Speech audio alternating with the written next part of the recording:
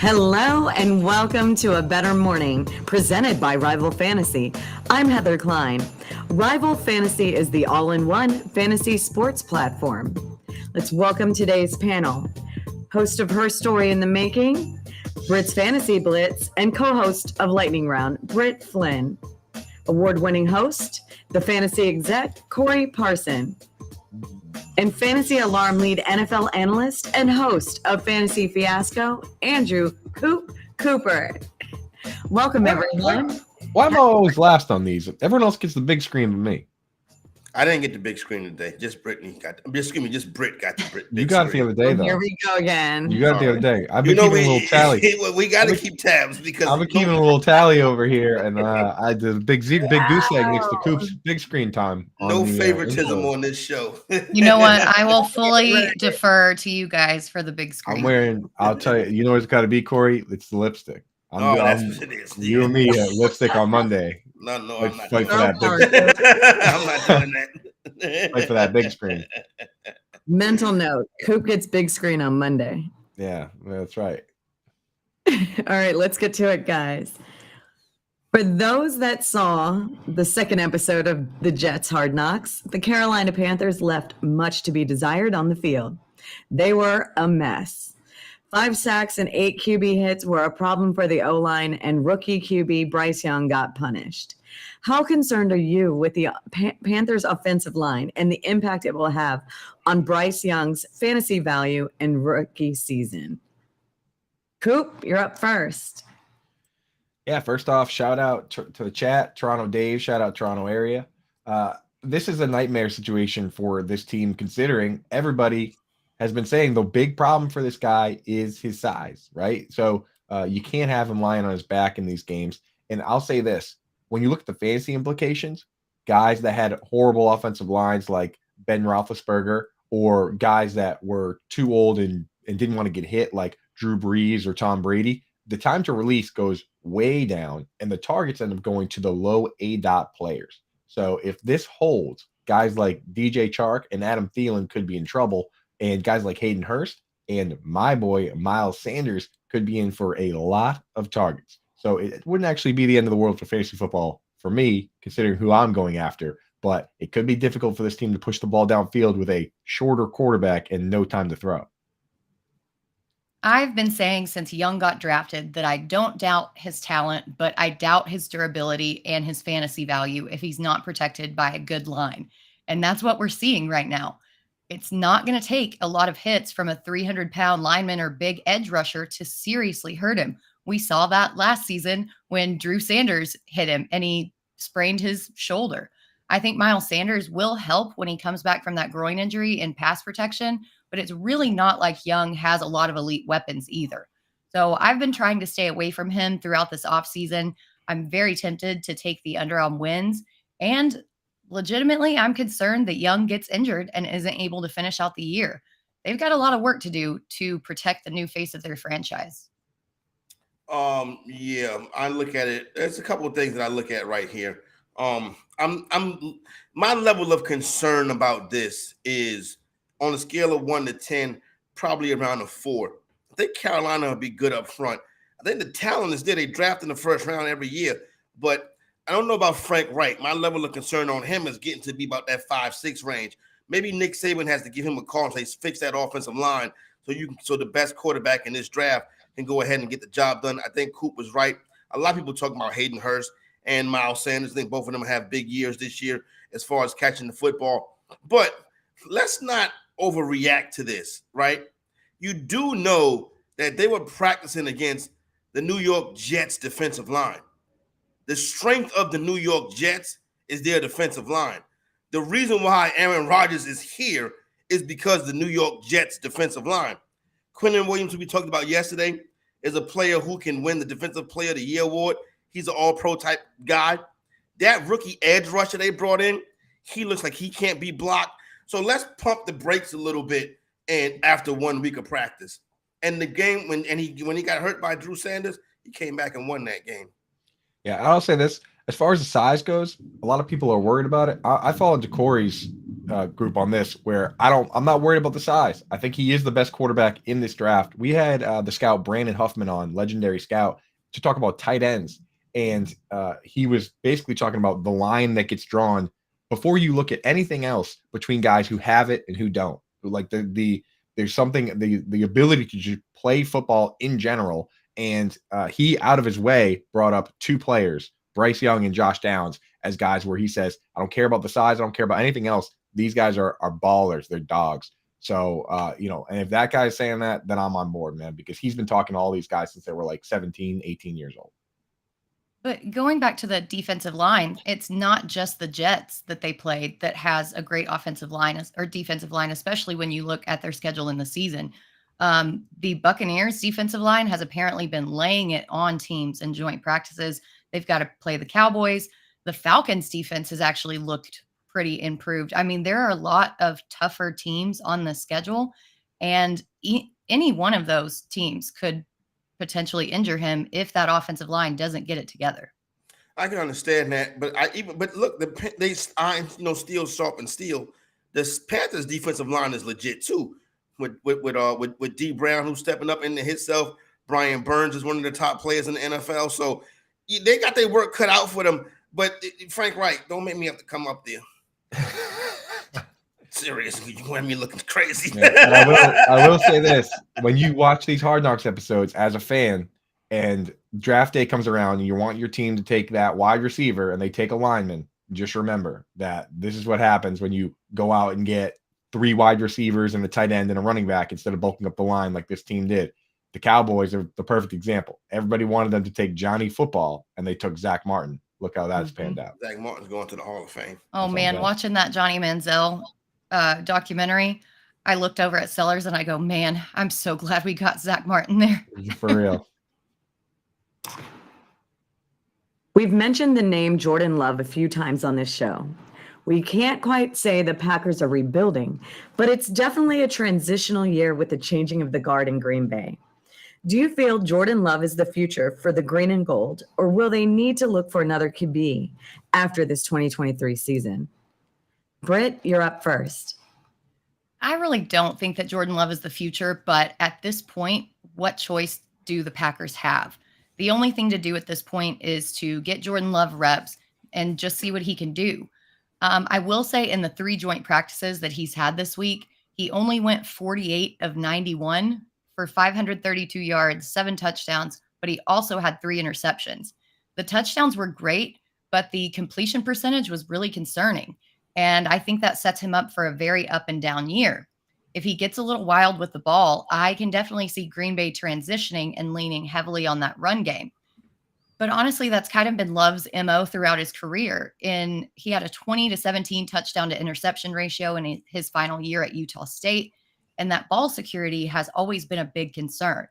If he creates a lot of turnovers, then yeah, I think that they might look somewhere else. But I don't think that will be until 2025. Yeah, Jordan Love is QB1. He's going to be QB1 and the franchise quarterback of the Green Bay Packers for years to come.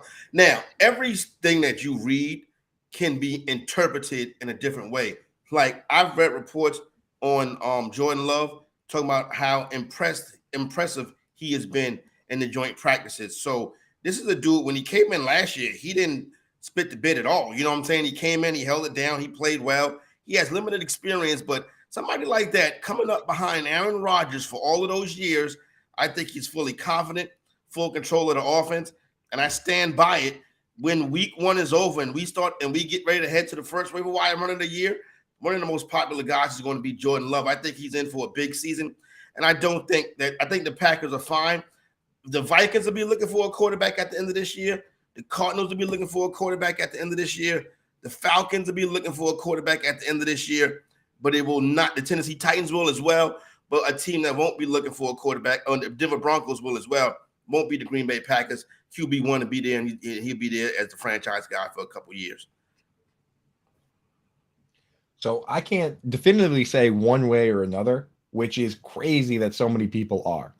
I understand the optimism on one side, but the negativity on the other side makes no sense to me, especially coming from the fans of this team where look at the quarterbacks they had before and the situations coming in. Nobody believed in Brett Favre. He was traded from the Falcons.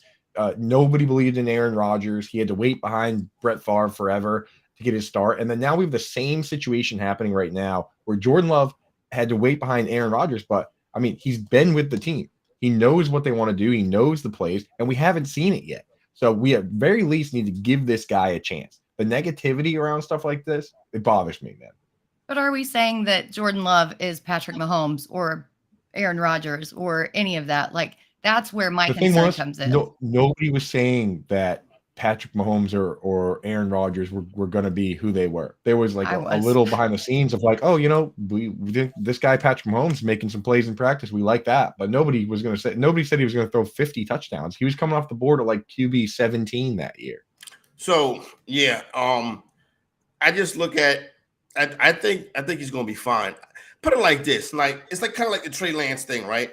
Where everybody's like, oh, well, Trey Lance has had some bad luck. He only played in one game last year and one game the year before, and he got hurt. They practice, right? The executives and the coaches and stuff, they watch the practice. They take the film back and they watch it, and they say, this guy sucks. With Jordan Love, they put the tape on him like, this guy's good. Let's go with him. You let Aaron Rodgers walk because you know that you're ready with what's coming up behind him. And guess what? He's not going to quit on them on 3rd and 4 and not run the football for a first down to send them to the Super Bowl. He won't do that. I guarantee you that. Yeah, that's the thing that bothers me with drops. People talk about drops on Sunday, and they're like, this guy needs to be benched. This guy stinks.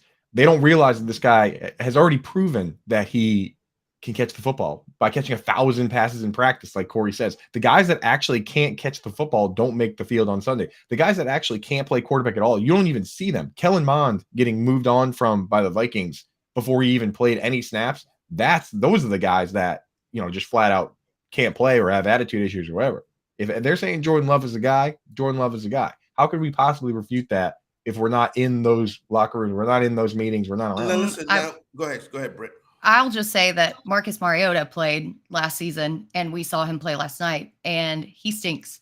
He stunk the entire time, and yet we still continue to see him on the field. So I don't know if that logic exactly applies all the way around the board. The logic that applies to Marcus Mariota is called the sunk cost fallacy, and that's what happens when a guy goes 2 overall.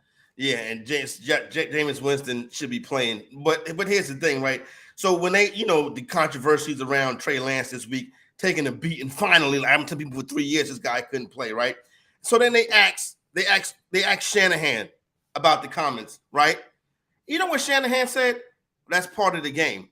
He didn't say, hey, my guy Trey Lance is going to step up and show them this year. He basically seconded what they were saying by saying, hey, guess what? He got to handle it because he know the player can't play. That pick was supposed to be Mac Jones. I will take that to my lying spot. They can have him. You giving up on Mac already? Give us Brock Purdy, Tom Brady too. Brocktober. Brocktober. Everybody, Coop, let me tell you something. Everybody's talking about the Patriots ain't gonna win 7 games this year. I will put my house at the Patriots win 8 games this year. I'm in. That's the thing. Mike Tomlin and Bill Belichick, they got this thing on autopilot for 7 games. Yep. All right, we're here to get you ready for your fantasy football draft. Start a free 7-day trial of Fantasy Alarm's All-Pro subscription and get the Fantasy Football Draft Guide and cheat sheet free. Go to fantasyalarm.com/draft. We continue our fantasy football draft strategy. What advice would you give about drafting in terms of preparation? Corey, what are your thoughts? Oh, listen, like my main thing that I always tell people is you can't predict the draft. So you can't, obviously, if you can't predict the draft, it makes it very difficult to plan the draft. But I will talk about a specific player. You know what I'm saying? Just doing some homework and looking at some numbers. And I already took Dalvin Cook in the draft.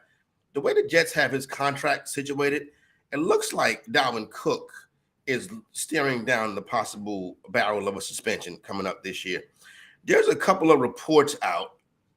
Listen, these things go sideways all the time. People lie all the time. You know what I'm saying? Particularly on professional athletes. But there's a couple of reports out about a domestic violence lawsuit where I believe they say that somebody was paid some hush money but it didn't stay hush. If it's out now, you know what I'm saying? So that's something that you're going to have to worry about. Be very careful drafting Dalvin Cook. Investigate that situation a little bit, because he was kind of paid us a lot of incentives in his deal, and a lot of them are around him being on the field this season. So that's something to keep an eye on when you have your draft, or this Dalvin Cook situation. Here's my advice for everybody out there. Read. And no, Corey Parson, I don't mean 280 characters at a time on Twitter. No.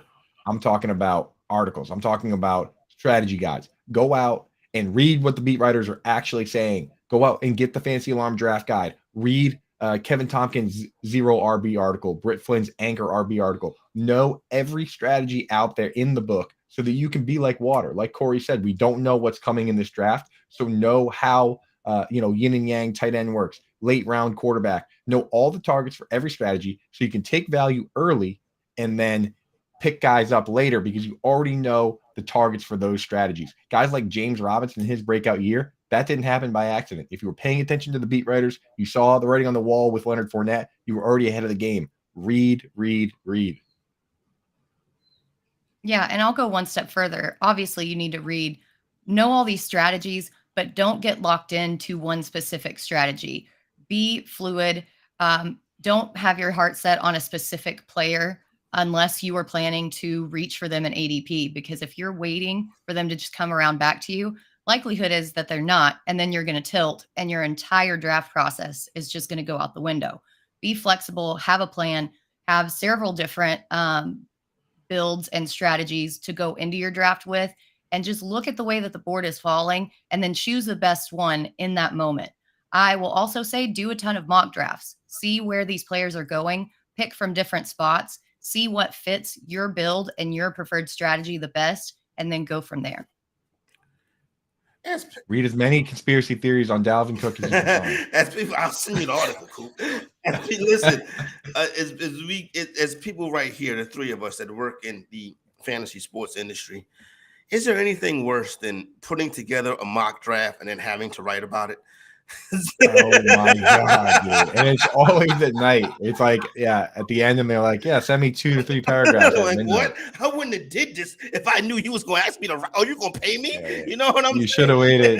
You should have waited for John and Pemba to be on the show. Fantasy analysts, if you're new to the game, if somebody asks you to do a mock draft with them, ask them if they need you to write something first. What do you think, Britt? Yeah, exactly. I mean, I'm always a writer. I'm more of a writer than I am a podcaster or talker. So writing doesn't really bother me. But yeah, I do agree. Sometimes I'm like, well, I took this player because he was good. I took this player because he was good too. You know, there's not a lot of analysis that can go into a mock draft, but that's why there's only 2 or 3 sentences. So it's not that bad. Writing doesn't bother me. Working for free does. There you go. Yeah. That's I had to do one last night at 8 o'clock. It was for the homie, though. You know what I'm saying? So I was like, but, you know, at 8 o'clock, the fantasy exec is putting his feet up at 8 o'clock, if you know what I mean. That's when I be chilling. Yeah. How'd it go? Who'd you get? I don't even remember. To be honest, that's the thing with mock drafts. Read about it. Don't remember. Send me the I'll send link. you the article.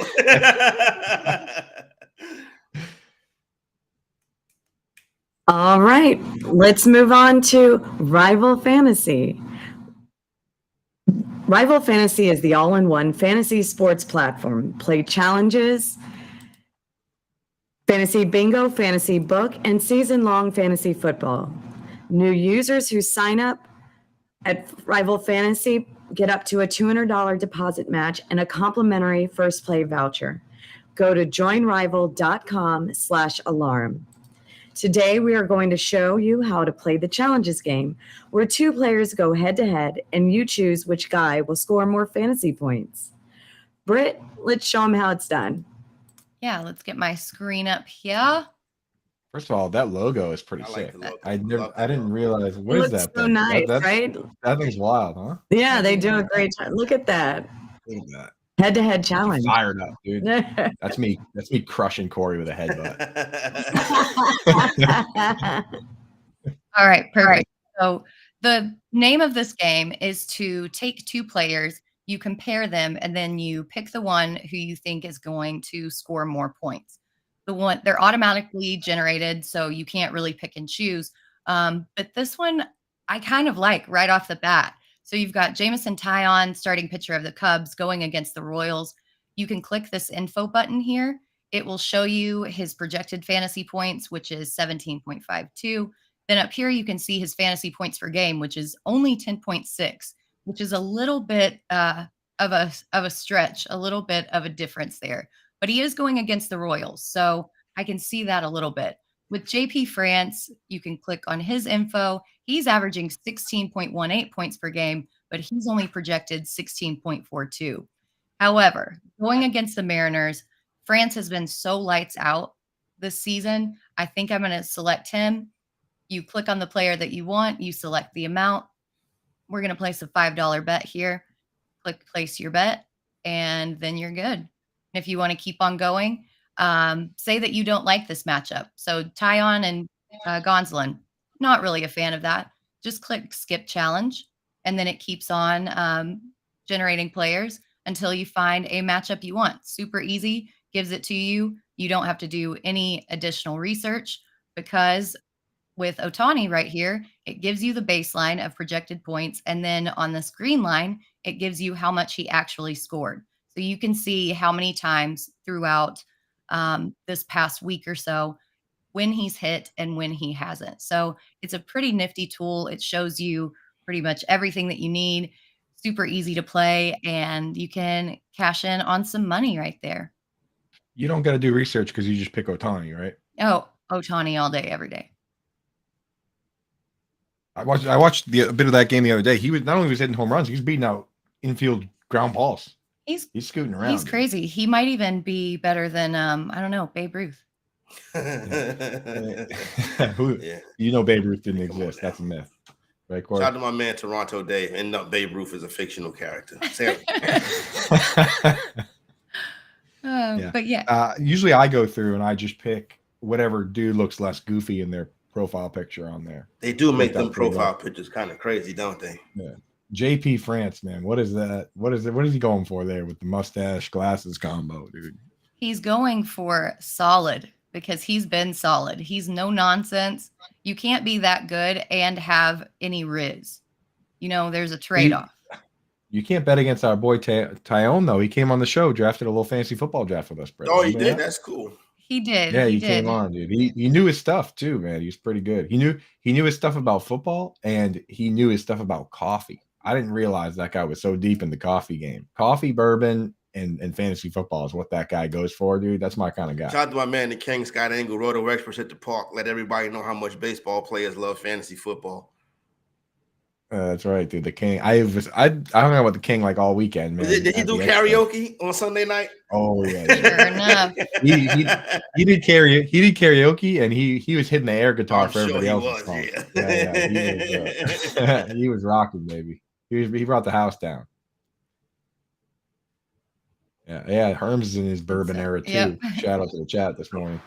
Did someone say bourbon? A little early though, Herms. A little early. It's 5 o'clock somewhere, right, Coop? You know, if I'm in a tornado warning, I'm going down with a glass of bourbon. I don't know what time it is anywhere. Yeah. I was going to say that, Coop. I'm like, does it matter? I mean, you're up all the time. Yeah. All right. That was today's edition of A Bettor Morning. Thank you to Corey, Britt, and Coop. Make sure you check out Fantasy Fiasco with Coop at 1 p.m. Eastern and Britt's Fantasy Blitz at 2. And if you missed any of our shows, you can find them all on our YouTube channel and at bettorsports.com. We wish everyone a better